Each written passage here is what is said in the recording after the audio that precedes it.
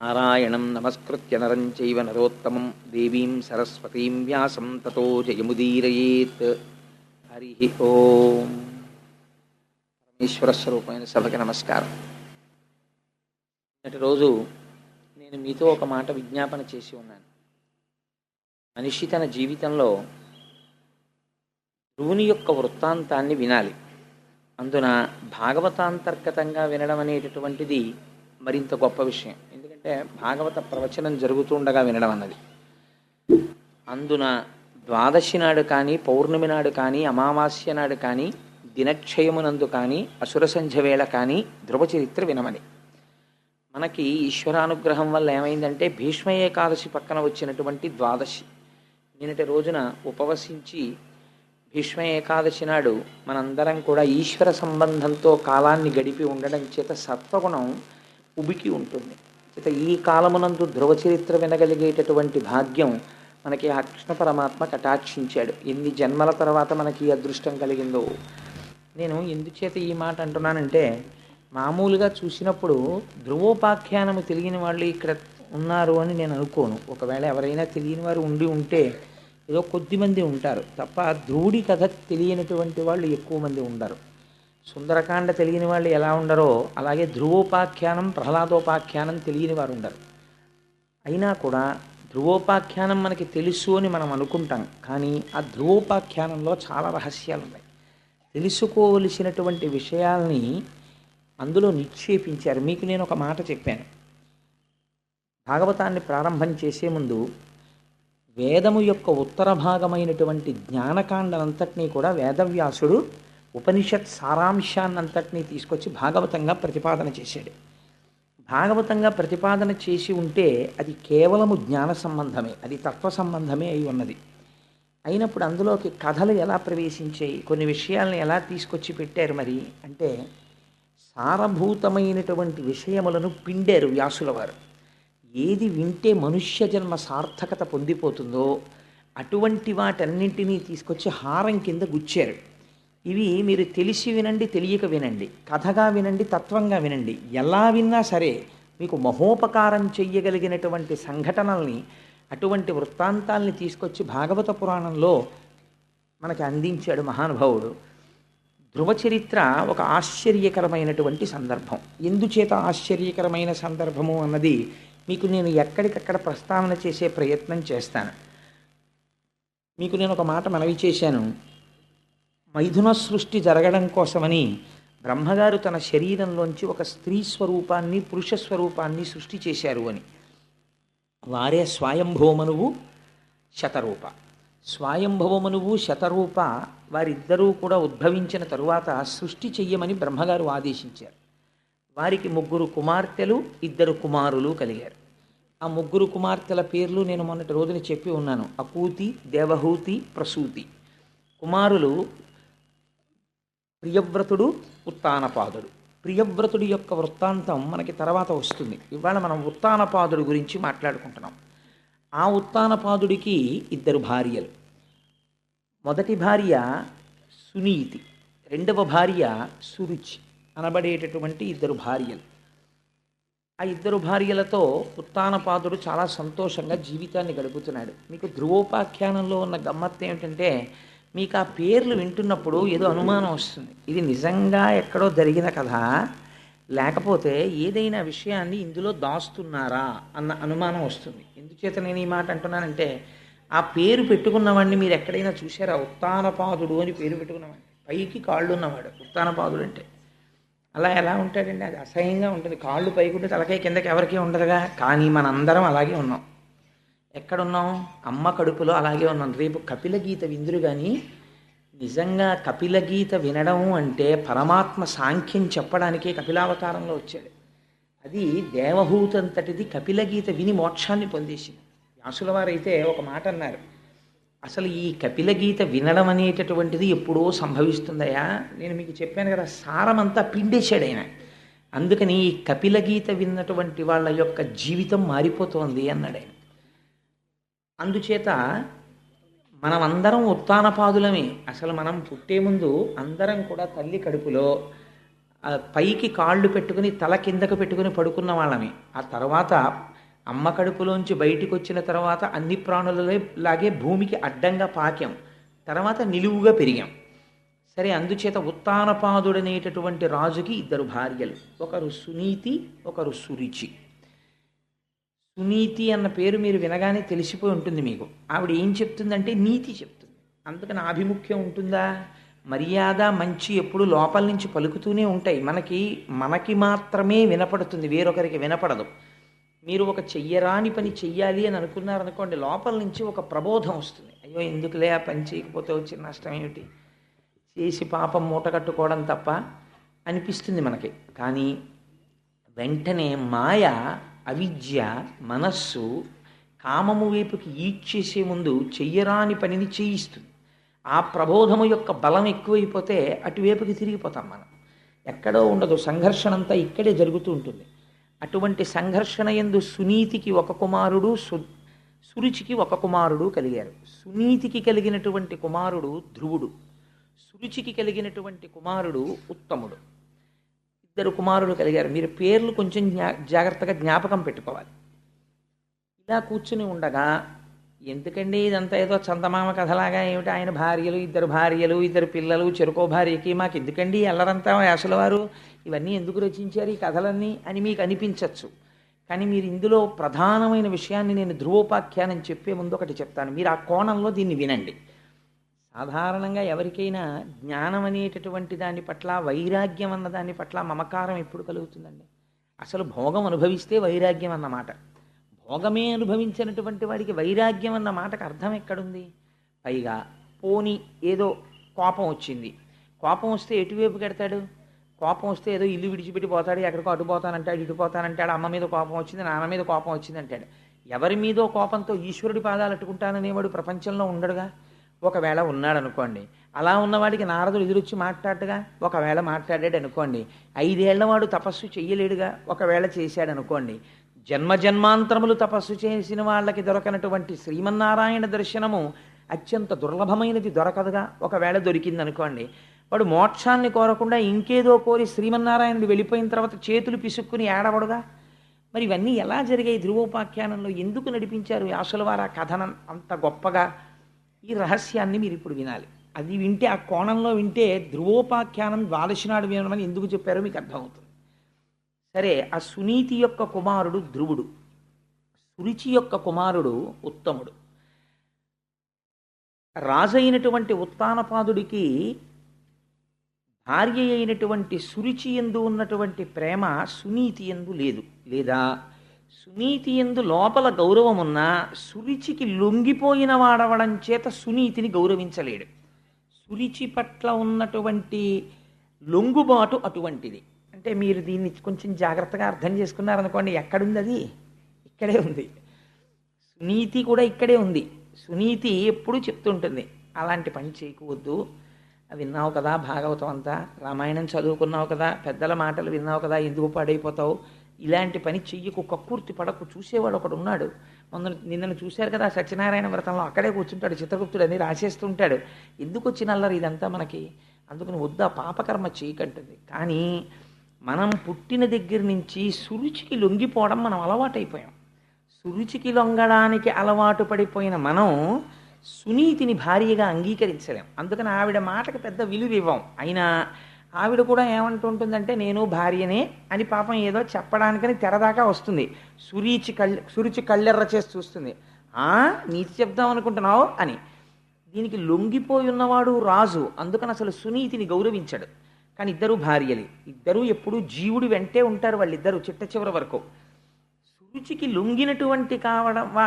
లొంగినవాడు కావడం చేత సునీతి యందు ఆవిడ మాట వినే తత్వాన్ని రాజుకి లేదు. ఆవిడ్ని భార్యగా ఆదరించినవాడు కాడు. అంటే సురుచికి ఇచ్చినటువంటి స్థానం సునీతికి ఉత్తానపాదుడు ఇవ్వలేదు. కానీ భార్యలు కనుక ఇద్దరి యందు కుమారులు జన్మించారు. ఒకడు ఉత్తముడు, ఇంద్రియాలతో అనుభవించిన సుఖాలన్నీ ఉత్తమంగానే కనిపిస్తాయి, ఎవడికి అధమంగా కనిపించవు. అధమంగా కనిపించింది సుఖం అని ఎందుకంటాడు? అనుభవించిన ప్రతిదీ ఇది గ్రామ్య సుఖం అండి అని అన్నాడు అనుకోండి. ఏదైనా ఒక సుఖాన్ని అనుభవించి, సుఖంలో ఏముందండి, ఇది గ్రామ్య సుఖం, దీనికోసమా వెంపర్లాట అన్నాడు అనుకోండి, వాడు మారిపోయాడు అంతే. వాడి వైరాగ్యం వచ్చింది. వైరాగ్యం అన్న మాట చాలా తేలికగా వాడుతుంటారు సమాజంలో. ఆయనకి చాలా వైరాగ్యం వచ్చిందండి, మహానుభావుడు అలా ఉంటాడు అంటారు. ఉట్టిది వైరాగ్యం అన్న మాట అలా ఏం ఉండదు. వైరాగ్యం వస్తే ఎలా వస్తుందో తెలుసా అండి? It does not come like drop by drop, it comes like flood అంటారు రామకృష్ణ పరమహంస. అది వస్తే వరదలా వస్తుంది, అంతేకాని చుక్క చుక్క చుక్క చుక్క రాదు. వైరాగ్యం వచ్చినటువంటి వాడు వైరాగ్యము కలగగానే 12 గంటలకి వైరాగ్యం కలిగితే 12 గంటల 1వ నిమిషం నుంచి మారిపోతాడు. వైరాగ్యం పైన కట్టుకున్న బట్టల్ని బట్టి తెలియదు, లోపల స్థితిని బట్టి తెలుస్తుంది వైరాగ్యం. కాబట్టి నిన్నను చూడండి, తత్వవిధానంద సరస్వతి మహారాజు వచ్చారు, అనుగ్రహ భాషణం చేస్తూ. వారి స్థితి ఏమిటో తెలుసా అండి? వారు కెమిస్ట్రీలో పిహెచ్డి, కృష్ణ యజుర్వేదంలో సైన్స్ అన్న సబ్జెక్టు మీద పిహెచ్డి. వారు రాణి నరసింహశాస్త్రి గారి కొడుకు. వేదాంతముల యందు వారికి ప్రవేశం ఉంది. వారు ఉపనిషత్తులన్నీ చదివారు, వేదాలన్నీ చదివారు, పురాణాలన్నీ చదివారు. ఇవాళ ఆత్మతత్వమునందు నిలబడిపోయినటువంటి మహాపురుషుడు, అంత నిరాడంబరుడు. ఎవరింటికైనా పలహారం చేయడానికి వచ్చారనుకోండి, ఇలా తెరేస్తే ఒప్పుకోరైనా. బ్రహ్మము తింటోంది, బ్రహ్మమును తింటోంది, నాతో పాటు తింటున్న వాళ్ళందరూ కూడా బ్రహ్మము తింటోంది, దానికి తెర ఎందుకని అడుగుతారు. అందరికీ పెట్టారా అండి అని అడుగుతారు. అందరూ తిన్నారా అండి అని తాను కూడా అందరితో పాటు కూర్చుని తింటారు. అందరికీ అన్ని ప్రశ్నలకి జవాబులు చెప్తారు. ఎంత శుద్ధమైన నవ్వు నవ్వుతారంటే, నాకు ఆయన నవ్వు చూస్తే సుందరకాండలో సీతమ్మ తల్లి నవ్వు గుర్తొస్తుంది. అంతటి వారు నిన్ననొచ్చి అనుగ్రహ భాషణం చేయడానికి అక్కడ కూర్చుని, మీరు మర్యాద చూడండి. మనం విష్ణు సహస్రనామ స్తోత్రం చేసుకుంటున్నాం, ఆయన ఒక మాట అనొచ్చు, ఏమండి నేను అనుగ్రహ భాషణం చేసి వెళ్ళిపోయాక మీరు చేసుకుందరు కానీ పారాయణని. అయ్యయ్యో చేసుకోండి అన్నారు. అప్పటి వరకు అలా కూర్చుని, స్వామి మీరు అనుగ్రహ భాషణం చేయండి అంటే, వారి గురించి నేను చెప్పి ఉన్నాను అన్నాను, అంతే, నేనేం చెప్పలేదు నిన్న. ఆయన అన్నారు, కాలములో వచ్చి కాలములో వెళ్ళిపోయేవి, మిగిలినవన్నీ 2 మాత్రం సత్యాలు. ఒకటి, నేను దయానంద సరస్వతి మహారాజు శిష్యుణ్ణి, నన్ను తత్వవిధానంద సరస్వతి స్వామి అంటారు. ఆయన వైరాగ్యం చెప్పడానికి ఆ 2 మాటలు చాలు. ఈ జీవుడు పిహెచ్డీలు ఇవి నా వెంట వచ్చేవి కావు, కానీ నా స్వస్వరూపమును నాకు భాషింపచేసిన గురువు ఎవరో అది సత్యం. ఆ గురువు వలన తెలుసుకున్న జ్ఞానము చేత ఈ శరీరమునకు పెట్టబడిన పేరు వదిలి తత్వమును తెలుసుకున్న తర్వాత నేను పొందిన స్థితి సత్యం. ఈ 2 సత్యాలు, మిగిలినవి కాలములో వెళ్ళిపోయేవి, వాటి గురించి ప్రమేయం లేదు. ఎంత గొప్ప మాట అండి! ఎంత వైరాగ్యమన్న సముద్రంలోంచి పుట్టుకొచ్చిన ఆణిముత్యాల ఆ మాటలు. దాన్ని అనుగ్రహ భాషణం అని పిలుస్తారు. అలా లోపల వడపోత పోయగలిగిన ధీరుడైన వాడు మాట్లాడతాడే, అందుకే జ్ఞానిని ధీరాహ అని పిలుస్తారు. అందుకే నేనన్నా వారి దర్శనం సుఖబ్రహ్మ దర్శనం అని. ఎంత గొప్ప మాటలు చూడండి ఆ మాటలు. సో వైరాగ్యం అనేటటువంటిది చుక్క చుక్క చుక్క చుక్క చుక్క రాదు, వస్తే వరద కింద వస్తుంది అంతే, మనిషిని మార్పు తీసుకురావడానికి. అయితే మాకు ఎప్పటికీ రాదా అండి అని అనుకోక్కర్లేదు. అది ఇప్పుడు వస్తుంది అంటే ఈశ్వరానుగ్రహం, శ్రవణం జరుగుతుండాలి. అలా విగ్రహాన్ని మీరు నల్లరాతిని తీసుకెళ్ళి శిల్పి దగ్గర పెట్టి, అయ్యా రేపు పొద్దుటికి వెంకటేశ్వర స్వామి వారు తయారవ్వాలండి అంటే శిల్పి అయ్యో 3 నెలలు పడుతుందండి అంటాడు. అంతేగాని పెద్ద చుట్టట్టుకొచ్చి ఢామ్ ఢామ్ కొట్టేయడు. చిన్న ఉలిని పట్టుకొని, చిన్న సుత్తిని పట్టుకొని, కన్నిరెప్ప దగ్గర నుంచి జాగ్రత్తగా దెబ్బ దెబ్బ దెబ్బ దెబ్బ దెబ్బ దెబ్బ కొట్టాలి. కొట్టిన తరువాత ఆగమం ప్రకారం శిల్పం తయారవుతుంది. అప్పుడు దాన్ని ప్రతిష్ఠ చెయ్యాలి, అభిషేకం చెయ్యాలి, అప్పుడు దానికి కళ్ళకున్నటువంటి మైనం తీయాలి. అప్పుడు ఆ స్వామి మీకు అనుగ్రహాన్ని కటాక్షించగలిగినటువంటి మూర్తి అవుతుంది. అంతే తప్ప ఒక విగ్రహం మీకు అకస్మాత్తుగా రమ్మంటే రానట్లుగా వైరాగ్యము జ్ఞానము ఒక్కసారి సిద్ధించమంటే ఎలా సిద్ధిస్తాయి? దానికి శ్రవణము నడుస్తూ ఉండాలి. భగవత్ సంబంధమైనటువంటి విషయాన్ని వినడం అన్నది జరుగుతూ ఉండాలి. అది జరగకపోతే అది కుదిరే విషయం కాదు. కాబట్టి ఆ సురుచి సునీతి 2 భార్యలతో ఉత్తానపాదుడు ఉన్నాడు. ఒకానొక నాడు ఒక ఆశ్చర్యకరమైన సంఘటన. ఇది మామూలు మన ఇళ్లల్లో అయితే చెప్పుకోవలసినటువంటి సందర్భమే కాదు. దానికి వ్యాసుడు మురిసిపోయి, ఎవరండి రాసినవాడు? ఎవరో సాంఘిక నవలు రాసేవాళ్ళు, చందమామలో కథ రాసేవాళ్ళు, వాళ్ళు రాయలేదు. లేకపోతే ఏదో పత్రికకి సరదాగా రాత్రి కూర్చునో కథ రాసేవాళ్ళు రాయలేదు. ఈ సంఘటనని తీసుకొచ్చి ఒక మహాత్ముడి యొక్క జీవితంగా, మీ జీవితాన్ని మార్చగలిగిన సందర్భంగా ఒక సంఘటనని వ్యాసుడు ఆవిష్కరిస్తున్నాడు. పోతన గారు పరవశించి అనువాదం చేశారు. ఇది రాముడు నా చేత అనువాదం చేయించాడన్నారు. ఏమిటి ఆ సంఘటన? అంత గొప్ప సంఘటన ఏం జరిగింది అంతఃపురంలో అంటే, మీరు ధ్రువోపాఖ్యానాన్ని మామూలుగా ఇన్ బిట్వీన్ ది లెటర్స్ అంటారు ఇంగ్లీష్లో, అలాగా మీరు దాన్ని అక్షరాల కింద చదివారనుకోండి, అది పెద్ద సంఘటనే కాదు. కానీ ఒక గొప్ప సంఘటన జరిగింది. ఏమా సంఘటన? మీరు అవధరిద్దురు గాని, ఒకనాడు సుఖలీల నుత్తాన పాదుండు ఎరి ప్రియురాలైన సురిచి కన్న కొడుకు ఉత్తము తన తొడలపై నిడుకొని ఉపలాలనము చేయుచున్న వేళ అర్ధితదారోహణాపేక్షితుండైన ధ్రువుని కనుంగొని తివక ఆదరింపకుండుటకు గర్వించి ఆ సురుచియు సవిత బిడ్డండైన ధ్రువుని చూచి తండ్రి తొడనెక్క వేడుక తగిలనేని పూని నాగర్భమున నాడు పుట్టక అన్యగర్భమున పుట్ట కోరిన కలది నేడు జనకు తొడయక్కు భాగ్యంబు సవతి కొడక. ఎంత గొప్ప అనువాదమో చూడండి ఆ శిశపద్యం. ఒకనాడు ఉత్తానపాదుడు కూర్చునున్నాడు, సింహాసనం మీదేం కాదు, అంతఃపురంలో కూర్చునున్నాడు. పక్కన సురిచి నిలబడి ఉంది. సునీతిని దగ్గరికి రానివ్వడుగా, సురిచే ఉంటుంది ఎప్పుడు. సురిచి కొడుకైనటువంటి ఉత్తముడు తండ్రి తొడ మీద కూర్చున్నాడు. తండ్రి తొడ మీద కూర్చోవాలనేటటువంటి ఉత్సుకత కొడుక్కి సాధారణంగా ఉంటుంది. ఎంచేత అంటే ఆయన పెద్ద ఆఫీసర్ అవనివ్వండి, చుట్టూ ఆఫీసర్స్ని పెట్టుకుని ఇంట్లో ఏదైనా మాట్లాడుతుండనివ్వండి, కొడుకు పరిగెత్తుకుంటూ వచ్చి వాడికి ఏం తెలుసు అరమరికలు, నాన్నగారండి నాన్నగారండి నేను ఒళ్ళో కూర్చుంటాను, నేను ఒళ్ళో కూర్చుంటానంటాడు. తండ్రి ఇప్పుడు కాదు అలా కూర్చో, ఇప్పుడు అలా కాదు కూర్చో, అలా అన్న కొద్దీ వాడికి ఎక్కాలనిపిస్తుంది పిల్లాడికి. అదో విచిత్రం. పిల్లలకి తండ్రి తొడ మీద కూర్చుంటే ఉన్న ఆనందం వాడు మహాసామ్రాజ్య పట్టాభిషేకం పొందినట్టు ఆనందిస్తాడు. తండ్రి తొడ మీద కూర్చోవాలనుకుంటాడు. తండ్రి కూడా అంతే యథార్థానికి. అసలు పురుషుడికి ఐశ్వర్యములలోకెల్లా గొప్ప ఐశ్వర్యమేది అని ప్రశ్న వేశారు. అంటే అన్ని ఐశ్వర్యములలో గొప్ప ఐశ్వర్యం ఏది అంటే పుత్రగాత్ర పరిష్వంగము.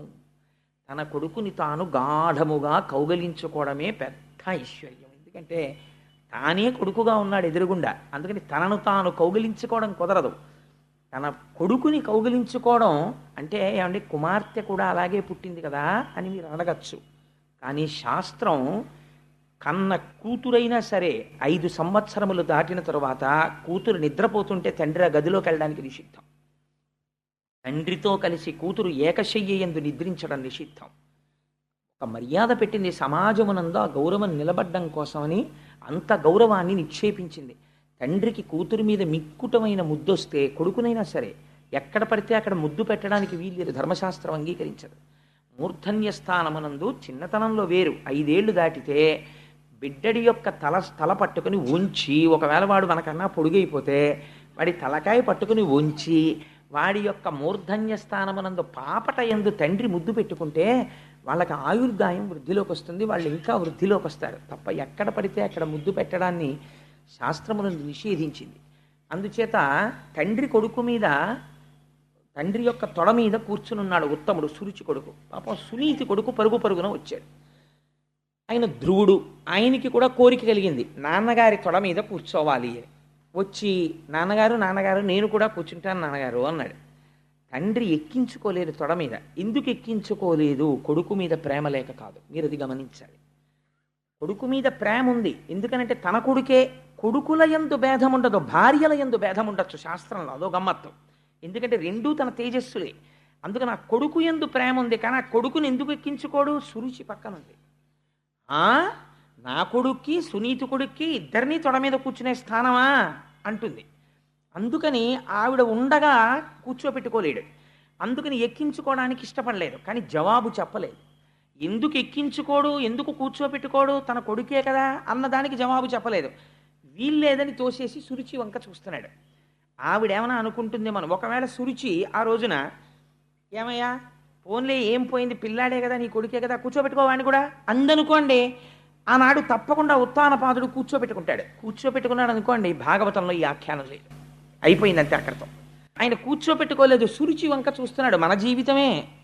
కానీ ఇక్కడ ఒక గమ్మత్తు జరిగింది. మీ జీవితం మారడానికి ఏదో ఒక సంఘటన ఆది కావాలి.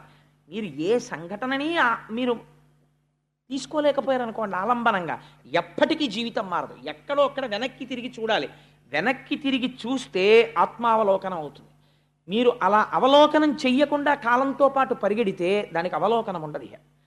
కాబట్టి ఇక్కడ సురుచి వంక చూశాడు ఒకసారి. చూస్తే ఆవిడంది ఒక గమ్మత్తైన మాట అంది. ఏముందంటే, తండ్రి తొడనక్క వేడుక తగిలినేని పూని నాగర్భమున నాడు పుట్టక అన్యగర్భమున పుట్ట కోరిన కలది నేడు జనకు తొడయెక్కు భాగ్యంబు సవతి కొడక. ఎంత గొప్పగా అడ్రస్ చేసిందో చూడండి. సవతి కొడక అంటే నాతో పాటుగా సవతి అయిన దాని కొడుక, నీకు తండ్రి గారి తొడ మీద కూర్చోవాలని కోరికగా ఉందా? నీకు నిజంగా తండ్రి తొడ మీద కూర్చునే అదృష్టం పొందినవాడివైతే నా కడుపున పుట్టుండేవాడి. నీ అమ్మ కడుపున ఎందుకు పుడతావు? ఆ అమ్మ కడుపున పుట్టిన వాడికి ఈయన తొడ ఎక్కే అదృష్టం ఎక్కడుంటుంది? నా కడుపున పుట్టుంటే ఆయన తొడ ఎక్కే అదృష్టం ఉండుండేది. ఇది ఎంత హేయమైన మాట మీరు ఆలోచించండి. క్షేత్రములు రెండూ సమానం, బీజములు రెండూ సమానం. కానీ కేవలము ఆభిజాత్యముతో ఈ మాట అంటోంది. ఇప్పుడు ఎవరిని నింద చేసింది ఆవిడ ధ్రువుణ్ణి నింద చేయలేదు. సవతి కొడక అని పిలవడంలో తన సవతిని చిన్నబుచ్చుతోంది. ఆవిడ కడుపున పుట్టిన నీకు భార్య అయితే అయిందేమో, ఎప్పుడో ఈయన అనుగ్రహాన్ని పొందితే పొందిందేమో, కానీ ఆవిడ కడుపున పుట్టిన వాడికి ఆయన తొడ ఎలా ఎక్కుతావురా? ఆయన తొడ మీద కూర్చోవాలంటే నా కొడుకు అయి ఉండాలి అంటే తన ఆభిజాత్యాన్ని ప్రకటించుకుంది సవతితో కలిపి. ఇదే సురుచి అంటే ఎంత అహంకారం చూడండి. అసలు అలా ఒక 5 సంవత్సరముల పిల్లవాడు తండ్రి తొడ మీద కూర్చునేటప్పుడు ఇంత కఠినంగా మాట్లాడవలసిన అవసరం ఉన్నదా? మీరు సురుచికి సునీతికి ఎంత తేడా ఉంటుందో ధ్రువోపాఖ్యానంలో కనిపెట్టాలి. ఒక్కొక్క ఇంట్లో ఒక్కొక్క స్త్రీ మాట మాట్లాడుతుంటుంది. మీరు ఆ మాటని బట్టి ఆవిడ సురుచియో సునీతియో మీరు కనిపెట్టేయచ్చు. ఆవిడ సురుచి అనుకోండి, ఆయన నాశనం అయిపోయాడని గుర్తు. ఆవిడ సునీతి అనుకోండి, ఆయన అదృష్టం పండిపోయిందని గుర్తు. ఎందుకో తెలుసా అండి? ఆ దేవి భాగవతంలో వ్యాసుడు ఒక తీర్పు చెప్తాడు. అందులో అంటాడు ఆయన, కుపుత్రేణన్ వయో నష్టం. ఒక దుర్మార్గుడైనటువంటి కొడుకు కలిగాడు అనుకోండి, వాడి వల్ల వంశం అంతా నశించిపోతుంది. కుభోజనేన దివస. ఒకరోజు భోజనం తప్పు భోజనం చేశారనుకోండి. తప్పు భోజనం అంటే ఏమిటో తెలుసా అండి?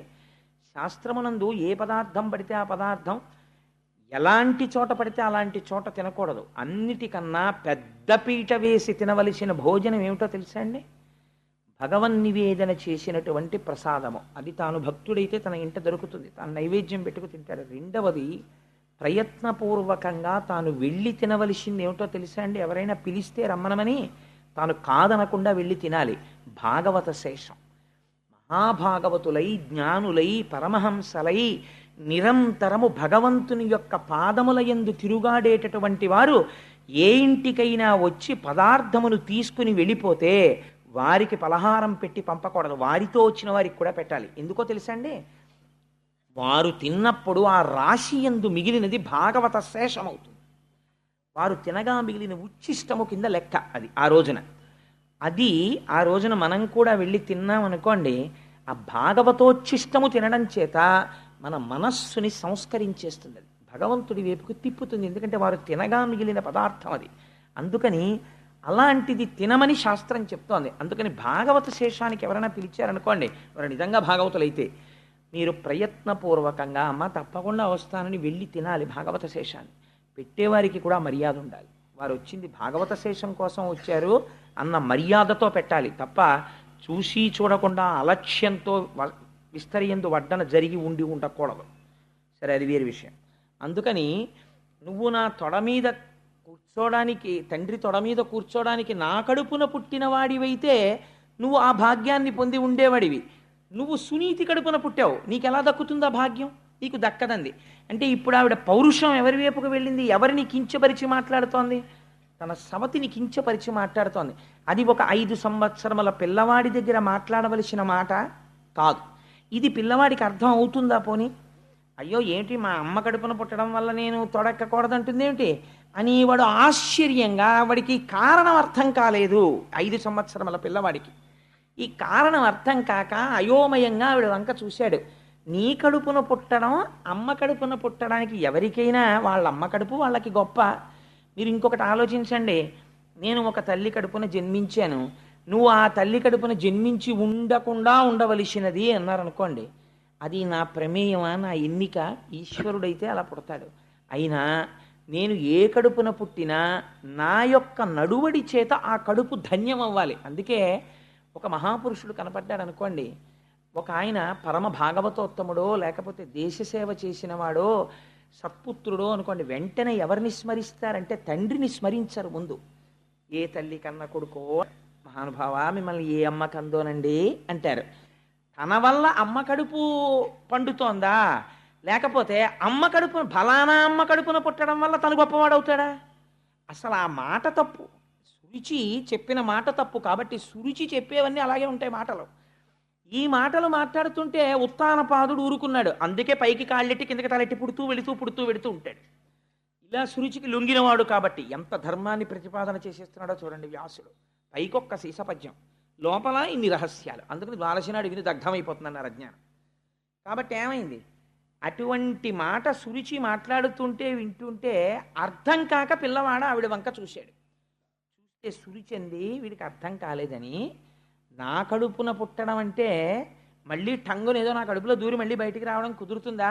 నా కడుపున పుట్టడం అంటే మాటలు అనుకున్నావా? నా కడుపున పుట్టడం అంటే దానికి ఎంత అదృష్టం ఉండాలో తెలుసా అని ఒక సిద్ధాంతం చేసేసింది తనకి తానే. ఇది అలా సిద్ధాంతం చేయడానికి తనకి యోగ్యత పాత్రత నిజంగా ఉన్నాయనుకోండి, తను మహాజ్ఞాని అనుకోండి, తాను మహాపురుషుడు అనుకోండి, ముందుండేది ఏమిటో తెలుసా అండి? అపారమైన లజ్జ ఉంటుంది, చాలా సిగ్గుగా ఉంటుంది. తనకి ఎవరో బ్రహ్మరథం పడుతున్నారు అనుకోండి, చాలా సిగ్గుపడిపోతాడు. ఎందుకంటే బాబు ఇవన్నీ నాకు అంటాడు. తత్వవిధానంద సరస్వతి మహారాజును చూడండి, మీరు ఏమైనా కొంచెం ఎక్కువ గౌరవం చేసే ప్రయత్నం చేశారనుకోండి, ఆయన సిగ్గుపడిపోతారు. అయ్యయ్యో ఎందుకండి బాబు నాకు అవన్నీ అంటారు. గట్టిగా పువ్వులు తీసుకెళ్ళి మీరు ఆయన పాదాల మీద వేస్తే ఆయన అంగీకరించరు. ఎందుకంటే అవన్నీ అలా చేయకండి అంటారు. మీరు ఇంకో 4 పూలదండలు వేస్తే ఆయన అంగీకరించరు. ఎందుకంటే అవన్నీ అలా వేసేస్తారా, అనవసరం అన్ని పూలదండలు అంటారు. 2 మాటలు ఎక్కువ పొగిడారనుకోండి, చాలా సరళంగా అవన్నీ కాలగతిలో వెళ్ళిపోయేవండి, అవన్నీ ఏంటి అంటారు. అసలు జ్ఞాపకంలోకి తెచ్చుకోరు. వాళ్ళు లజ్జతో ఉంటారు. ఎందుకనంటే ఆ మాటలు వాళ్ళని శూలం పెట్టి పొడిచినట్టు ఉంటాయి. ఎందుకురా బాబు ఈ పొగడ్తలన్నీ నాకు అన్నట్టుగా ఉంటారు వాళ్ళు. అందుకని ఆ సిగ్గుతో కూడినటువంటి స్థితి ఈశ్వరానుగ్రహం. భక్తి ఉన్న వాళ్ళకి మాత్రమే అబ్బుతుంది. భక్తి లేకుండా రాజసమైన స్థితిలో ఉన్నవాడికి పొగుడుతుంటే చాలా సంతోషంగా ఉంటుంది. అయితే ఒకటి, అది ఒకనాటికి సాత్విక భక్తి కింద పరిణమించవచ్చు. నిజంగా ఆయన చాలా మంచి పనులు చేసినవాడు అనుకోండి, ఒకవేళ ఇవాళ పొగిడితే సంతోషించవచ్చు. కానీ ఆ భక్తి ఒకనాడు ఆయన్ని ఉద్ధరిస్తుంది, ఆయన్ని మంచి స్థితికి తీసుకెళ్తుంది, రాజసంలోంచి తామసంలోకి తీసుకెళ్తుంది. నిష్కారణ పొగుడుకోకూడదు. అందులో తనని తాను పొగుడుకున్నాడు అనుకోండి, వెంటనే తాను చచ్చిపోయినట్టే, ఆత్మహత్య చేసేసుకున్నట్టు. కాబట్టి ఇప్పుడు ప్రాయశ్చిత్తం చేసుకోవాల్సి ఉంటుంది. సురుచి ఎలా మాట, సురుచితో బాగా సంగం ఉన్నవాడికి ఉండే అలవాటు ఏమిటో తెలుసా అండి? తన్ని పొగుడుకోవడం, ఎదుటివాళ్ళలో దోషం పడుతూ ఉండడం. ఎప్పుడు ఎదుటివాళ్ళలో దోషం పడుతుంటాడు, తనని పొగుడుకుంటుంటాడు. అంటే ఆయన సురుచిని భార్యగా పొంది ఉన్నాడు, లొంగి ఉన్నాడని పసిగట్టవచ్చు. కాబట్టి నువ్వు ఎక్కువ మాట్లాడక్కర్లేదు. నీకు లోకం యొక్క పోకడని ఒక వృత్తాంతంలో తేల్చేస్తాడండి వ్యాసుడు. ఆయన సమర్థత అటువంటిది అని ఆవిడంది. నిజంగా నీకు ఆ నాన్నగారి తొడ మీద కూర్చోవాలని కోరిక ఉంటే నా కడుపున పుట్టి ఉండవలసింది. నా కడుపున పుట్టలేకపోయావు కదా, నా కడుపున పుట్టలేకపోయిన వాడు ఇప్పుడు మళ్ళీ తండ్రి తొడ మీద కూర్చోవాలంటే ఏ పని చేయాల్సి ఉంటుందో తెలుసా? అదిగానా నీ వదోక్షు పాద పద్మములాశ్రయింపు పాయక హరినా యుదరమున పుట్టనిచ్చును వదలక ఎట్లయిన ముదము వడసెదవనగా. మళ్ళీ నువ్వు నా కడుపులోంచి బయటికొచ్చి మీ తండ్రి తొడ మీద కూర్చోవాలంటే, నా కడుపున పుట్టేటంతటి అర్హత నువ్వు పొందాలంటే ఏం చెయ్యాలో తెలుసా? అదోక్షజుడు అంటే ఇంద్రియములకు లొంగని వాడున్నాడే, అటువంటి మహానుభావుడైనటువంటి శ్రీ మహావిష్ణువు యొక్క పాదారవింద సంసేవనం చేస్తే, ఆయన అనుగ్రహిస్తే, ఆయన అనుగ్రహించాడని గుర్తేమిటో తెలుసా? శ్రీమన్నారాయణ అనుగ్రహము కలిగితే నువ్వు నా కడుపున పుడతావు. అల్లా పుట్టాడు రా ఉత్తముడు, అందుకని తండ్రి తొడ మీద కూర్చున్నాడు. శ్రీమన్నారాయణ అనుగ్రహము నీ యందు లేదు, అందుకని నువ్వు ఎక్కడ పుట్టావు? సునీతి యందు పుట్టావు. అసలు నిజంగా అనుగ్రహం ఉంది కాబట్టి సునీతి యందు పుట్టాడు. అనుగ్రహం లేదు కాబట్టి ఉత్తముడు సురుచి యందు పుట్టాడు. ఆవిడేం చెప్తోంది? తిరగేసి చెప్తోంది. ఇది ఎవరి మాటలో తెలుసా అండి? మొత్తం సుందరకాండని తీసుకొచ్చారు ఈ తేటగీతి పద్యంలోకి. ఎవరు మాట్లాడతారు ఈ మాటలో? విహర రమస్వ భుంచ్వ భోగాన్ ధన నిచయం ప్రతిశామి మిదినించ మైలలలనే యథాసుకత్వం తైచ సమేత్తలంతు బాంధవాస్తే. రావణుడు మాట్లాడతాడు సుందరకాండలో. ఎందుకు ఈ తపస్సు, ఎందుకు ఈ ఒంటి జడ, ఎందుకు ఈ ఉపవాసాలు, హాయిగా రమించు, భోగించు, నీకు కావలసినంత డబ్బిస్తాను అని ఈశ్వరుడి వైపుకి తిరుగుతున్నటువంటి మనస్సుని భౌతికమైనటువంటి సుఖము వైపుకి తిప్పుతాడు. పైగా ఇది ఎంత అదృష్టం ఉంటే సుఖపడగలమండి. ఒక విచిత్రమైన వేదాంతం చెప్తాడు. ఇంటిలో ఐశ్వర్యం ఉండి ఏకాదశి నాడు ఉపవాసం చేశాడు. ఎందుకు చేశాడు? భగవంతుడి కోసం. వేరొకడు అంటాడు, ఏంటండి ఇవన్నీ పిచ్చి, ఈశ్వరుడు ఎందుకు ఇచ్చాడు? తినడానికి ఇచ్చాడు, అంతేగాని అవన్నీ పెట్టుకుని ఉపవాసం చేయమనే, ఎందుకంటే ఇదంతాను అంటాడంటే ఇది రావణ ప్రలాపన. కాబట్టి అది వాడు ఏకాదశి వ్రతం చేస్తున్నాడు కాబట్టి వాడు ఉపవాసం ఉన్నాడు అని తెలుసుకోడు, ఒక నింద కూడా చేస్తాడు. అదే రావణుడు చేస్తాడు. అదే సురుచి మాట్లాడుతుంది. ఎలా మాట్లాడుతుందో చూడండి. శ్రీమన్నారాయణ అనుగ్రహం ఉంటే నా కడుపున పుట్టుండేవాడివి, మీ నాన్న తొడెక్కుండేవాడివి. నాన్న శాశ్వతమా, తొడ శాశ్వతమా, ఎక్కడం పెద్ద వైభోగమా అని ఈ మాట చెప్పి నీకు నారాయణ అనుగ్రహం లేదు అంది.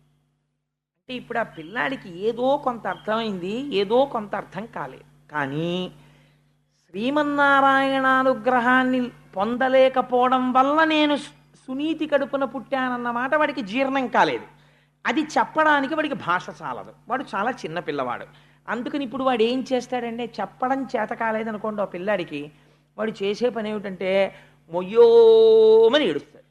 కాబట్టి ఇప్పుడు వాడు ఏం చేశాడంటే, నాన్న తొడక్కనివ్వలేదు, సురుచి ఏదో మాట్లాడుతోంది, తనకు అర్థం కాలేదు, ఇది ఒక గొప్ప సంఘటన, ఇది మనకి ఒక పరమపావనమైన ఆఖ్యానాన్ని అందించబోతోంది. అందుకని వ్యాసుడు ఈ శ్లోకాన్ని తీసుకున్నాడు. ఇక్కడ నుంచి వాడు ఏడుస్తూ, ఇలా ఏడిచిన వాడు లేడురా.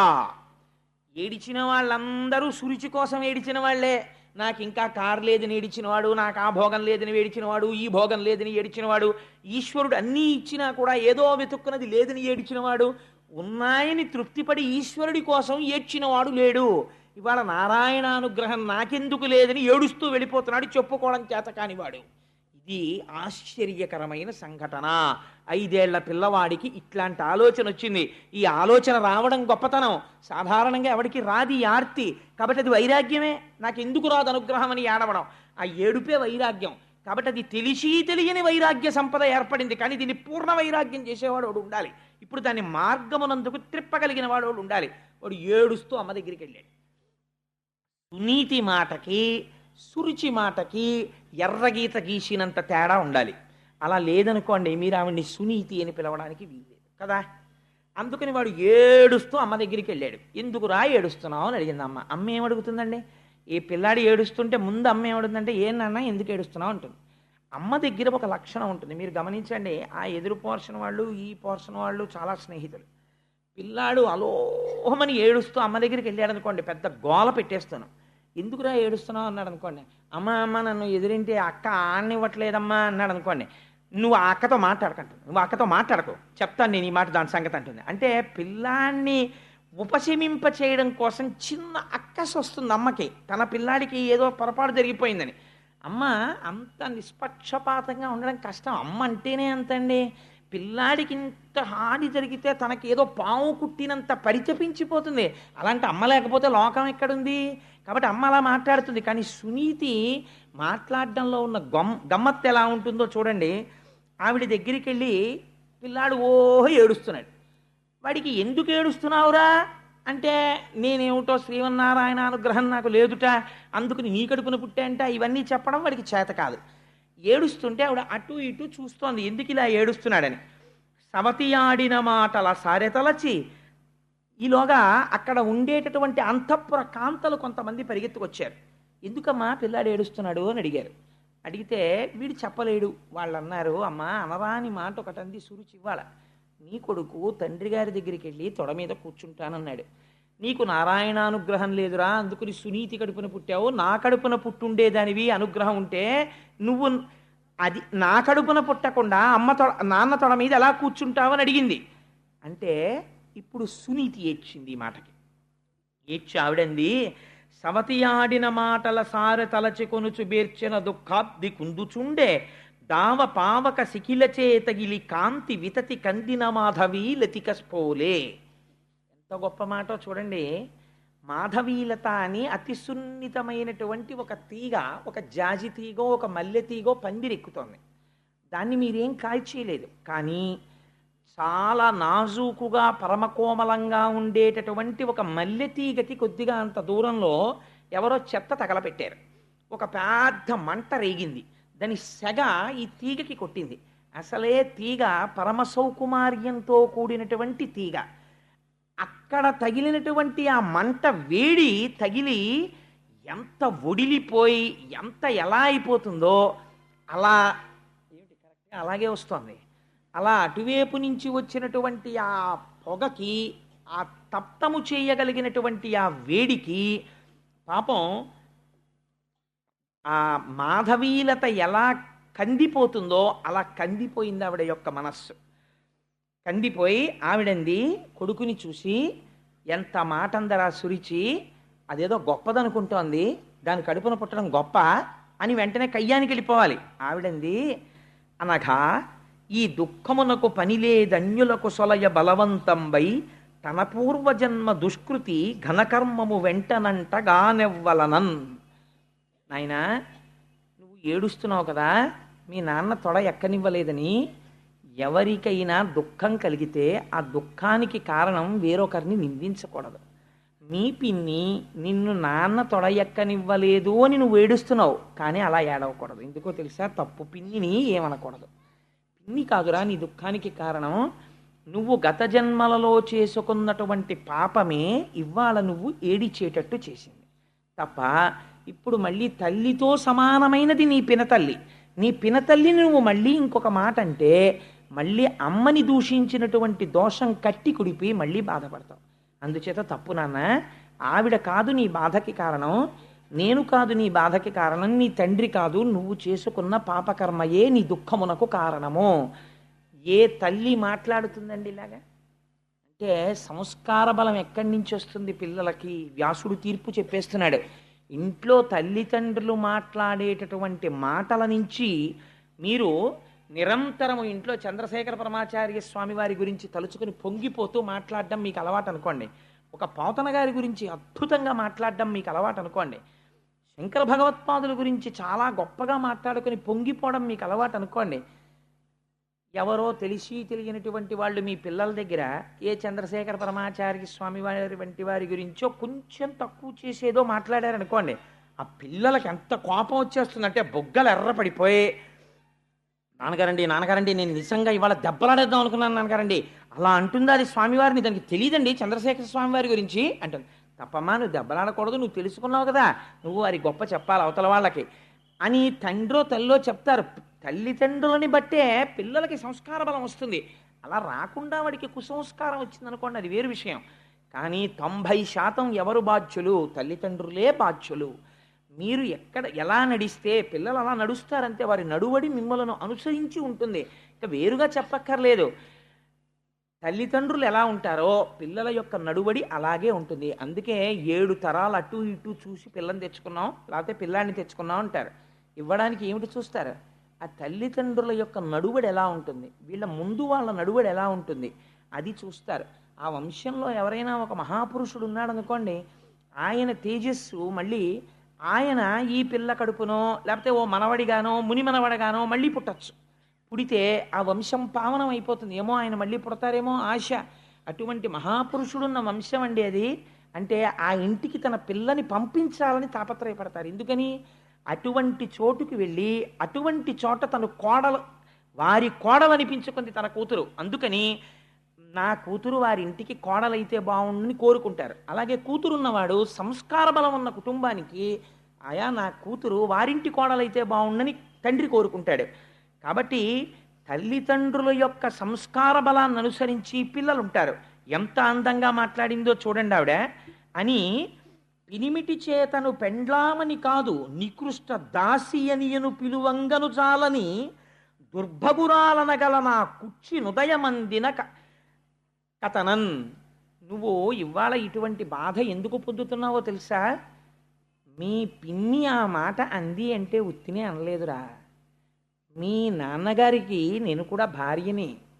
పోనీ పినిమిటి చేతను పెండ్లామని కాదు, మా ఆవిడ అని ప్రేమతో ఎప్పుడైనా ఓ సునీతి ఇలరా అని పిలవకపోతే పిడపోయేది. అలా పిలవకపోతే నేను బాధపడినా. ఇవాళ నాకు భార్య యొక్క స్థాయి లేదు.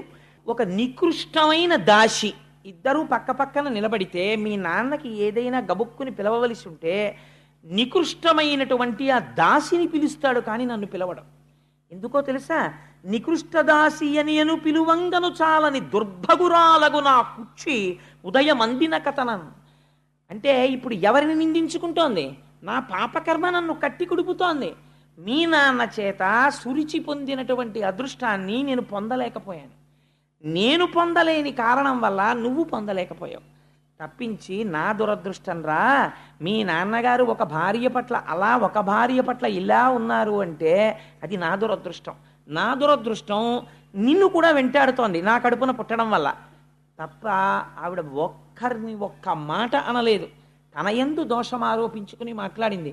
ఇలా మాట్లాడగలగడానికి, ఇంత సంస్కారయుతంగా ఉండడానికి చాలా కష్టం అండి. అవి ఏదో నేర్చుకుందామంటే వచ్చే మాటలు కావు. A situation of crisis reveals your character అంటారు. మామూలుగా నడువడి అందరూ నడుస్తారు. ఇప్పుడు సంధ్యావందనం చెయ్యాలండి ప్రతిరోజు అన్నాం అనుకోండి, ఇంట్లో ఉన్నన్నాళ్ళు హాయిగా సంధ్యావందనం ప్రతివాడు చేస్తాడు.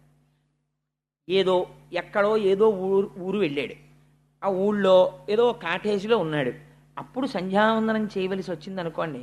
సంధ్యావందనం ఇవాళ చేయకపోతే ఏమండి అని ఏదో తప్పనిసరి పరిస్థితుల్లో ప్రాయశ్చిత్త శ్లోకం చదివాడు, సరే. అన్నీ అనుకూలంగా ఉన్నప్పుడు ధర్మ నిర్వహణ గొప్పే ఉందండి. ఏది అనుకూలం కానప్పుడు ధర్మం నిర్వహిస్తే గొప్ప. రామచంద్రమూర్తికి అన్నీ కలిసి రాలేదు. ఆయనకి ఎన్ని కష్టాలు పడ్డాడో, ఎన్ని కష్టాలు పడ్డా ధర్మాన్ని మాత్రం ఆయన వదిలిపెట్టలేదు. ధర్మాన్ని వదిలిపెట్టకుండా ఉండడం గొప్ప. అందుకని మీ శీలము పైకి ఎప్పుడు వస్తుంది అంటే, ఒక ఉద్విగ్నమైనటువంటి సంఘటన జరిగినప్పుడు ఎవరి శీలం ఏమిటో పైకి వచ్చేస్తుంది. అప్పుడు మీరు మాట్లాడే మాటలని బట్టి, ఒక సంఘటన యందు మీ ప్రవర్తనని బట్టి, మీరు భక్తులో, మీకు శాస్త్ర ప్రావీణ్యం ఉన్నదో, మీరు నేర్చుకున్నది మీరు నడువడిలో పెట్టినవారో కాదో తేల్చేస్తుంది, బయట పెట్టేస్తుంది ఆ సంఘటన. ఇప్పుడు ఈ సంఘటన ఎంతమందిని బయట పెడుతోందో చూడండి. ఒక్క సంఘటన ఉత్తానపాదుడి బలహీనతని బయటపెట్టింది, సురుచి అహంకారాన్ని బయటపెట్టింది, సునీతి శీలాన్ని బయటపెట్టింది, ధ్రువుడి మనస్సులో ఏర్పడబోతున్నటువంటి ఒక కొత్త కోరికని బయటపెడుతోంది. ఇన్ని విషయములకు ఆధారభూతమైన ఒక సంఘటనని ఎత్తుకుంటున్నాడు వ్యాసుడు. ఎంత గమ్మత్తైనటువంటి విషయం అండి నిజంగా. వ్యాస భగవానుడికి మనం ఎన్నిసార్లు జోదలు చేయాలి మహానుభావుడికి అని ఆవిడంది. నాన్న ఎందుకురా బెంగ పెట్టుకుంటావు? విను, ఆడిన ఆ సురుచి వచనములు సత్యంబులుగను, సర్వశరణ్యుండనగల హరిచరణంబులు కను, జనకుని అంకమెక్కగా తలతేనిన్. సురుచి ఏం చెప్పిందో అది పరమ యథార్థం.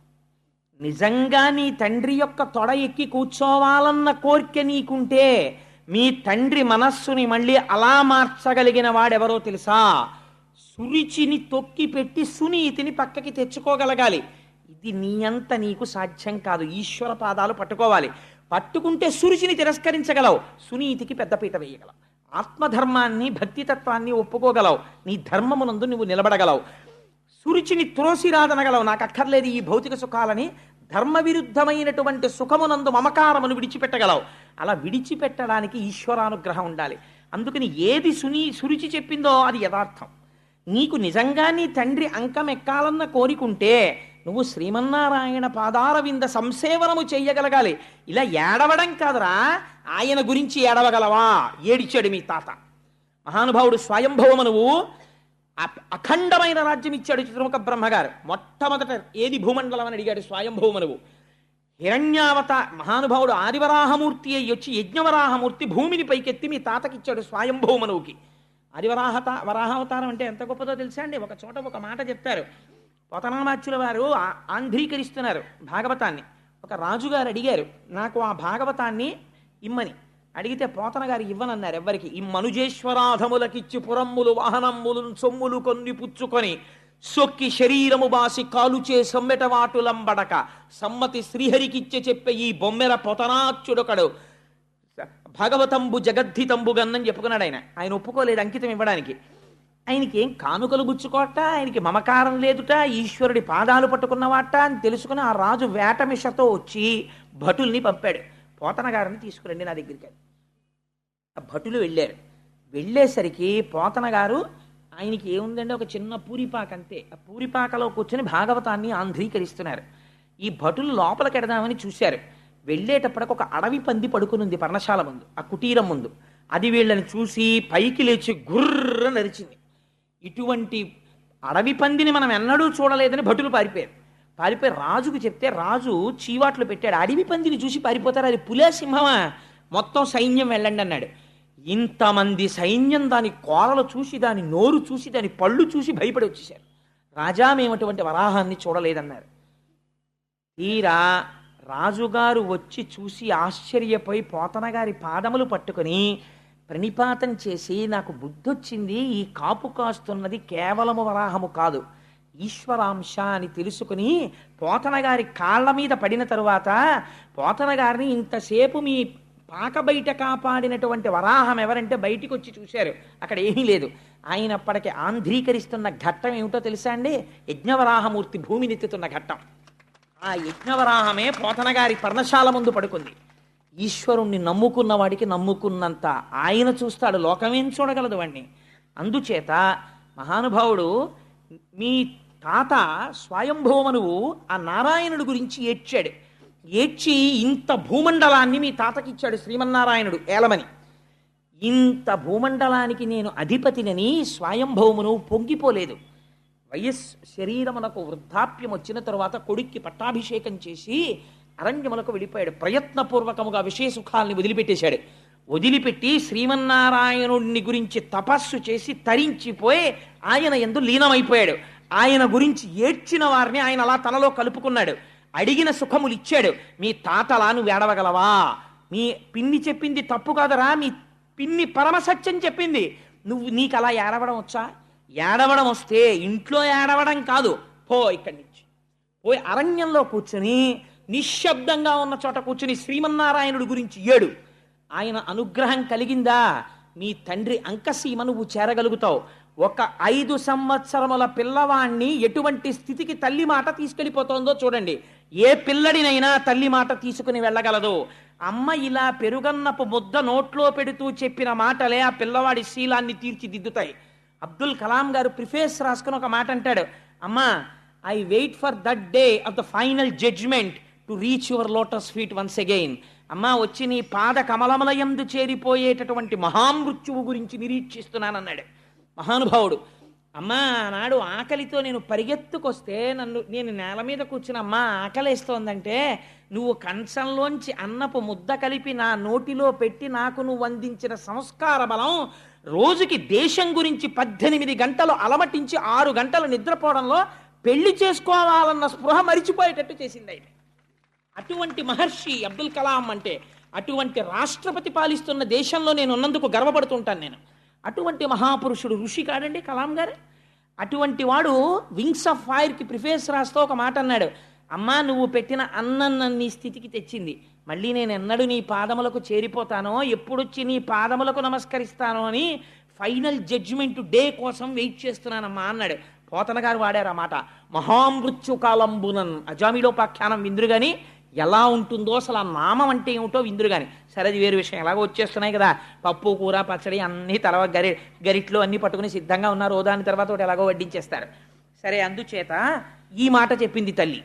ఈ మాట చెప్తే తల్లి చెప్పిన మాట పిల్లవాడి తల్లోకి ఎక్కిందంతే. ఈ మాట చెప్పగానే, సరే నేను బయలుదేరతానమ్మా, శ్రీమన్నారాయణుడి గురించి నేను తపస్సు చేస్తాను, చేసి ఆ స్వామి అనుగ్రహాన్ని పొందుతాను. పిల్లవాడి తిక్కని దేని కింద మారుస్తోందో చూడండి. ఈ కౌశలం తల్లికి ఉండాలి. తల్లి వాళ్ళ మీద నేరాలు వీళ్ళ మీద నేరాలు పిల్లలకి నేర్పితే సంస్కార బలం రమ్మంటే ఎక్కడి నుంచి వస్తుందండి? తల్లి ముందు గొప్ప గొప్ప సంఘటనలు నేర్చుకుని ఒక పెరుగన్నం పెడుతూ, ఒక మహాత్మా గాంధీ గారి జీవితంలో ఎప్పుడు మారారో ఆయన ఆటోబయోగ్రఫీలోంచి, తండ్రి ఆఖరణ నోటి వెంట మాట్లాడలేక మృత్యువులోకి వెళ్ళిపోతున్నప్పుడు కన్నుల వెంట కారిన నీటి బిందువులు గాంధీ గారిని మార్చాయి. ఎంతమంది తల్లిదండ్రులు ఇవ్వాలటువంటి సంఘటనలు పిల్లల్ని కూర్చోపెట్టుకుని చెప్తున్నారు. వాకాటి పాండురంగారావు గారు మహానుభావుడు దిక్సూచి అని వ్యాసాలు రాశాడు. ఆయన నేను ఇప్పటికి మర్చిపోను. అందులో ఆయన ఒక మాట అంటారు, there are only 2 burdens to this nation. The first burden is he who says thanks to his mother and wife. ఈ జాతికి 2 బరువులు. ఒకటో బరువు ఎవరంటే తన తల్లికి భార్యకి థ్యాంక్స్ చెప్పేవాడు. నీ తల్లికి నువ్వు ఎన్ని థ్యాంక్స్ చెప్తే నువ్వు నీ రుణం తీర్చుకుంటావు, నీ భార్యకి నువ్వు ఎన్ని మాటలు థ్యాంక్స్ చెప్తే రుణం తీర్చుకుంటావు. నీ తేజస్సుని స్వీకరించిందా, నీ రూపంలో నీ వంశాన్ని పెంచిందా, నువ్వు ధర్మానుష్ఠానమనందుంటే నీకు అన్నం వండి పెట్టిందా, నీ కోసం ఇంటి పేరు వదిలిందా, నీ కోసం గోత్రం వదిలిందా, ఇది చెప్పేవాడు లేడా? రామాయణం అక్కర్లేదా, భాగవతం అక్కర్లేదా, దిక్కుమాలిన సీరియల్స్ అన్నీ కావలసి వచ్చాయా, పనికిమాలిన వాళ్ళు రాసినవన్నీ పెద్ద పెద్ద విశేషాలు అయ్యాయా, అవి అవార్డులు రివార్డులా? పిల్లలకు ఆ సంస్కారం మనం ఇంజెక్షన్ చేస్తున్నామా? వాళ్ళు విషపు పురుగులు కాకపోతే సాధు గోవులు కమ్మంటే ఎలా అవుతారు? వాళ్ళకి మనం ఎక్కడిస్తున్నాం సంస్కార బలం? సంస్కార బలం అందిస్తే వాళ్ళు సంస్కారవంతులు అవుతారు. అందించకుండా సంస్కార బలం పొందమంటే వాళ్ళు ఎక్కడి నుంచి పొందుతారు? పిల్లడికి ఆనందం పొందాలి. మా తాతగారి దగ్గరికి పరిగెత్తి మా తాతగారు మంచం మీద పడుకుని రాత్రి అలా ఏవో పద్యాలు చదువుకుంటుంటే మా తాతగారి పక్కన పడుకుంటే, తాతగారండి కథ చెప్పండి తాతగారండి అంటే, మా తాతగారు రాత్రి నాకు నిద్ర పట్టే వరకు వర్ణించి చెప్తుంటే ఒక్కొక్క కథ. ఈ జాతికి సంస్కారవంతులైన మహాపురుషులందరూ పునర్జన్మలు ఎక్కడ పొందారో తెలుసా అండి? తాతల పక్కన పడుకుని మంచాల మీద, నాయనమ్మల ఒళ్ళో అమ్మ పెట్టిన పెరుగన్నపు ముద్దలతో కలిపి పెట్టినటువంటి చిన్ని చిన్ని కథలలో, శివాజీ వరకు. అవే నిజమైన పాఠశాలలు మన సంస్కృతికి, అవే నిజమైనటువంటి ఆలయాలు. అవి ఇవాళ సరే, ఇంకా దాని గురించి నేను మాట్లాడను. అందుచేత ఆవిడంది, వెళ్ళి శ్రీమన్నారాయణుడి గురించి తప్పించరా, నీకు ఆ సమర్థత ఉందా అంది. పిల్లవాడు కదా, ఒక్క ఉదుటున లేచాడు. అమ్మా నేను ఎందుకు చేయలేను, నేను చేస్తాను అని గబగబా వెళ్ళిపోతున్నాడు అంతే ఇంట్లోంచి. ఎవరండి? 5 ఏళ్ల పిల్లవాడు. వెళ్ళిపోతుంటే తల్లి వెంటనే మళ్ళీ పరిగెత్తుకెళ్ళి వెనక్కి తీసుకొచ్చేయలేదు, బయలుదేరందంతే. ఇప్పుడు ఎవరొచ్చారో తెలుసా అండి? లోక కళ్యాణము చేసేటటువంటి నారదుడు పరిగెత్తుకొచ్చాడు. ఇలా చెప్పిన అమ్మ ఎక్కడుంది, ఇలా పరిగెత్తిన పిల్లాడెక్కడున్నాడు రా? చాలా ఆశ్చర్యం జరిగిపోతోంది ప్రపంచంలో. ఇదేమిటో నేను చూడాలి. ఇప్పుడు పిల్లలకి ఒక విచిత్రమైనటువంటి లక్షణం ఉంటుంది. ఇంట్లో అమ్మా నాన్న ఎంతైనా చెప్తారు, స్కూల్కి పంపించేటప్పటికి మిగిలిన వాతావరణం వాళ్ళని డామినేట్ చేస్తుంది. గురువు దాన్ని పసికట్టి దిద్దగలగాలి. అందుకని నారదుడు పరిగెత్తుకొచ్చాడు. ఇప్పుడు చూడండి ఆయన ఎలా మాట్లాడతాడో, ఎంత అందంగా మాట్లాడతాడో. ఆ పొంగుతున్న పాల మీద నీళ్లు చల్లే ప్రయత్నం చేస్తాడు. ఏమిటో ఇవన్నీ అని. అప్పుడు పిల్లాడు, అబ్బే లేదండి అలా కుదరదు. నిజమేనా అండి? అయ్యి బాబాయ్ మీరు మహానుభావుడు, అలా అయితే సరేనండి, నేను ఇంట్లో పోతానులేండి, మా అమ్మ తెలియక పాపని చెప్పింది అన్నాడు అనుకోండి, అయిపోయింది అంతే. మళ్ళీ గురువు దీన్ని తీర్చిదిద్దాలి. నీటిలో 1000 సంవత్సరములు నానిపోయినటువంటి శిల దొరకడం ఒకెత్తు, దాన్ని శిల్పి చెక్కడం ఒకెత్తు. ఇది గురువుల యొక్క అనుగ్రహం అంటే. అందుకొచ్చాడు నారదుడు. ఇప్పుడు ఎలా చెక్కుతున్నాడో చూడండి. ఆయన అన్నాడు, ఒరే నాన్న ఎక్కడికి రా ఇలా పరిగెడుతున్నావు అన్నాడు. ఆ ధ్రువుడు 5 ఏళ్ల వాడు, ఇలా బొగ్గలు అదిరిపోతున్నాయి, కళ్ళు ఎర్ర పడిపోయి ఉన్నాయి, కోపం. అప్పటిదాకా ఏడుచున్నాడు. అన్నం తినేళ్ళరా అని కూడా అనలేదు అమ్మ, గుక్కెడు నీళ్లు తాగరా అనలేదు. వెళ్ళిపోతున్నాడు. ఆ కోపంతో ఒక్కసారి నిలబడ్డాడు. డొక్కలు అదిరిపోతున్నాయి ఆవేశంతో. నేను అడవికి వెళ్ళిపోతున్నాను, నేను నారాయణుడి గురించి తపస్సు చేస్తానన్నాడు. నారదుడు నవ్వి అన్నాడు, దేనికి రా నీకు నారాయణుడి గురించి తపస్సు అన్నాడు. అని తన పరమపావనమైనటువంటి చేతిని ఆ ధ్రువుని యొక్క శిరస్సునందుంచాడు. ఇదే మార్పు. గురువు తనంత తాను సంకల్పించి ఎప్పుడు శిష్యుడి పట్ల అపారమైన వాత్సల్యంతో ఆయన మూర్ధన్య స్థానమునందు చెయ్యి పెడతాడో అప్పుడు గురువులో ఉండేటటువంటి అనుగ్రహము శిష్యుడిలోకి ప్రసరణ జరుగుతుంది.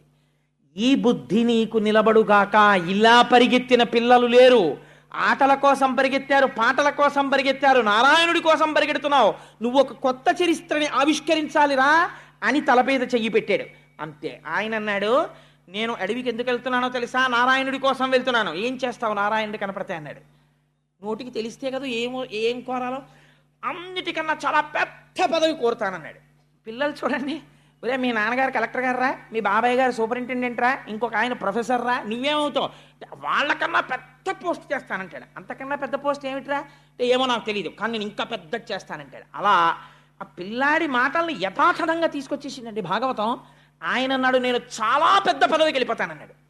ఏం పెద్ద పదవికి వెళ్ళిపోతావురా అన్నాడు నారదుడు. ఏమో నన్ను అడక్కండి, ఆయనకి తెలుసు ఏం పెద్ద పదవి ఇవ్వాలో. ముందు నేను ఆయన్ని చూడాలి, ఆయన దగ్గర మాట్లాడాలి. మా అమ్మ చెప్పింది ఆయన ఇవ్వగలడని. మా నాన్న తొడ మీద ఎక్కద్దంది కదా మా పిన్ని, నేను ఇప్పుడు ఆయన గురించి తపస్సు చేస్తాను. ఆయన వస్తారు, వచ్చింది ఇది నమ్మకం. మా ఇంట్లో ఉన్న విగ్రహం విగ్రహం అంటే ఎక్కడ కనపడతాడండి? ఈశ్వరుడు ఉన్నాడు ఎందుకు కనపడాడు అన్న వాడికి కనపడతాడు, కదిలిపోతాడంతే పరమాత్మ. కనపడతాడు, ఆయన వస్తాడు, నేను ఆయన గురించి కూర్చుంటాను, ఆయన గురించి నామని చెప్పుకుంటాను, వస్తాడు. ఏం తెలుసు వీడికి?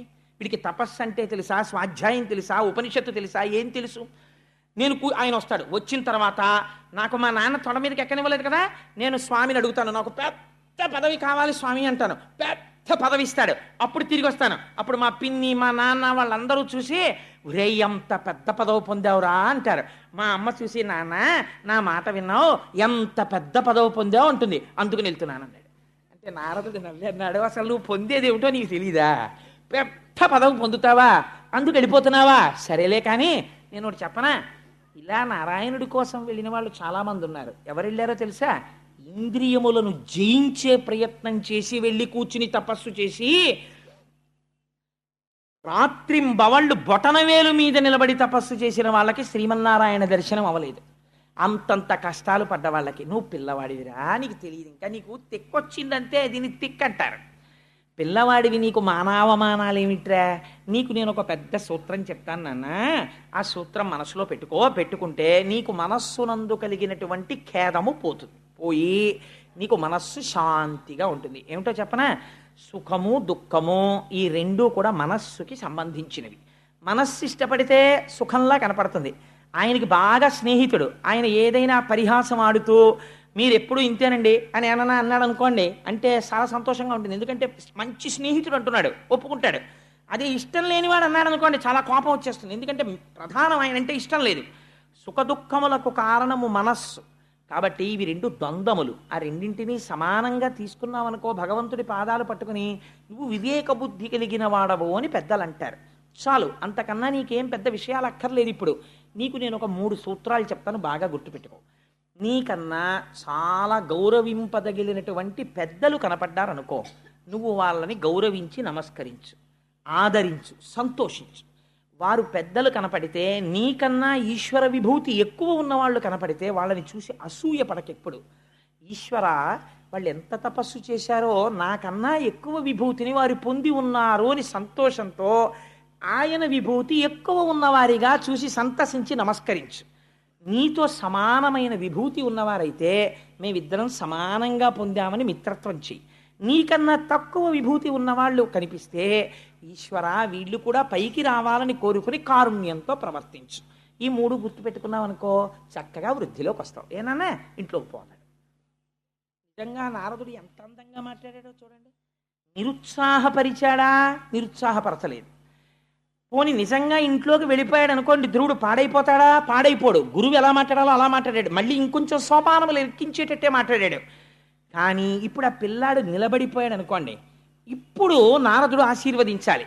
ఆయన స్పర్శ ఎక్కడికి పోతుంది? ఆ పిల్లాడు అన్నాడు, మీరు చెప్పిన మాటలు వినడానికి ఏమిటో చాలా సొంపుగా ఉన్నాయి కానండి, నేను పుట్టుక చేత క్షత్రియుణ్ణి కదా, రాజుల ఇంట్లో పుట్టాను కదా, నాకు కొంచెం పౌరుషం ఎక్కువండోయ్.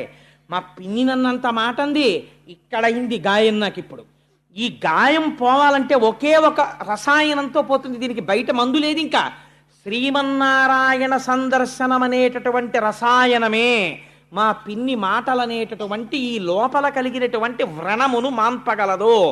అందుకని కనపడతాడా కనపడడా, నేను పొందగలనా పొందలేనా వదిలిబారేయండి, నాకు బెంగలేదు.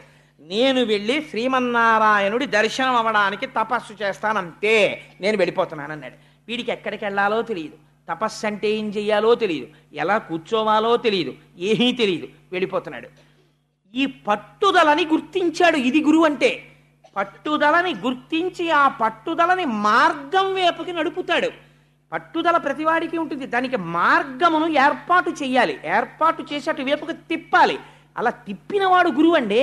అలా గుర్తుపట్టలేకపోతే ఇంకా ఆయన గురువు ఏమిటి? ఆయన గురువు కాడు.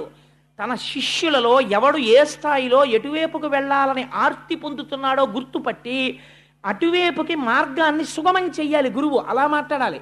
ఎంత గొప్పగా ఇప్పుడు చెప్పాడు నారదుడు. ఆయన అన్నాడు,